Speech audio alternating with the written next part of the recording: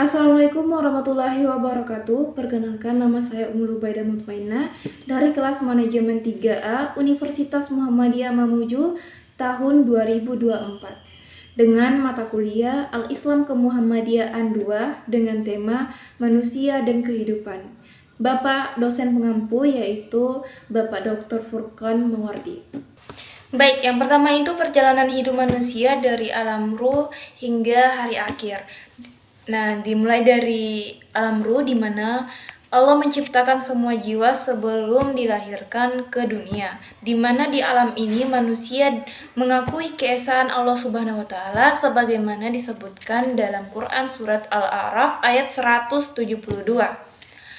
Selanjutnya manusia memasuki alam rahim di mana ruh ditiupkan ke dalam rahim dalam kandungan seorang ibu pada usia 120 hari atau sekitar 4 bulan. Setelah lahir ke dunia, manusia diuji sebagai bentuk persiapan untuk kehidupan akhirat, di mana manusia diberikan akal, diberikan kebebasan, diberikan petunjuk untuk menjalankan kehidupan di dunianya sesuai aturan Allah Subhanahu wa taala. Setelah kehidupan dunia berakhir, manusia memasuki alam barzah, di mana ini adalah fase antara kematian dan kebangkitan. Di alam inilah roh menunggu hingga hari kiamat, ketika seluruh manusia dibangkitkan dari alam kuburnya.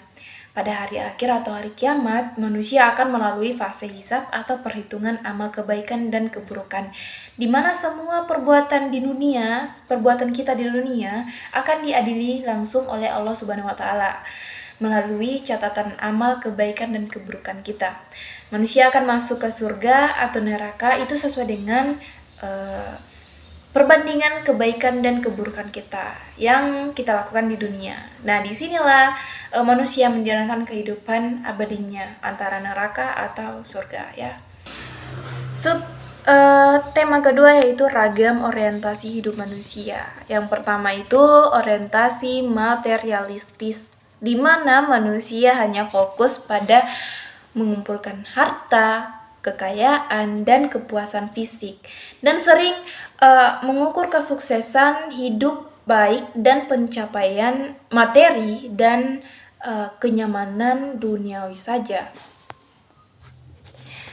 Orientasi kedua yaitu orientasi spiritual, ya, di mana orientasi ini menempatkan kehidupan batin dan hubungannya dengan Sang Pencipta sebagai pusat kehidupan dengan melakukan ibadah, moralitas, dan pencarian fakta hidup di balik fenomena duniawi.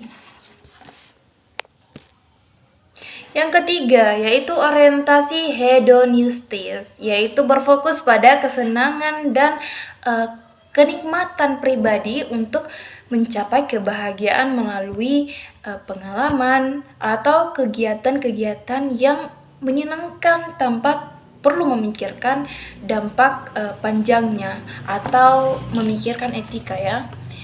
Kemudian orientasi sosial, yaitu berfokus pada hubungan antara individu atau kelompok dengan cara bersosialisasi, saling membantu, berkontribusi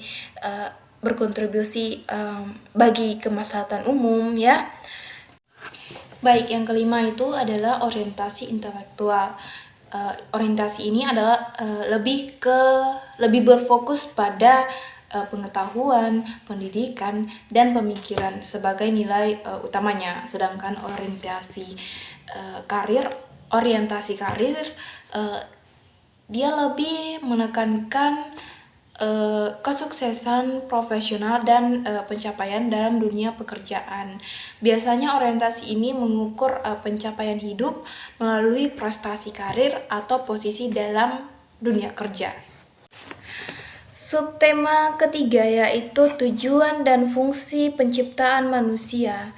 Ada 3. Yang pertama itu tentu saja beribadah kepada Tuhan Yang Maha Esa. Sebagai seorang muslim, tentu saja kita beribadah hanya kepada Allah Subhanahu wa taala.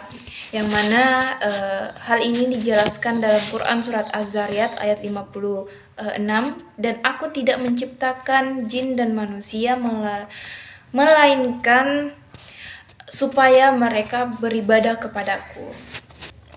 Yang kedua yaitu menjadi khalifah di bumi, di mana manusia diberikan tanggung jawab sebagai pemimpin di muka bumi ini untuk menjaga dan mengelola alam dengan adil dan bijaksana, serta menciptakan kehidupan yang sejahtera, harmonis, baik untuk sesama manusia dan lingkungan. Yang ketiga yaitu menguji ketaatan dan keimanan seorang hamba untuk menentukan siapa yang taat kepada Allah Subhanahu wa taala dan siapa yang tidak, dengan mengujinya dengan berbagai keadaan, dan insya Allah itu sesuai dengan porsi kita masing-masing ya. Jadi jangan menunggu untuk diuji, karena itu salah satu tujuan dan fungsi kita diciptakan ya. Baik, subtema keempat atau yang terakhir yaitu hidup sukses menurut Al-Quran. Nah, hidup sukses menurut Al-Quran ini adalah mencapai kebahagiaan tidak hanya dunia tapi juga akhirat melalui ketaatan kepada Allah, iman yang kuat, dan amal solihah. Dengan cara apa?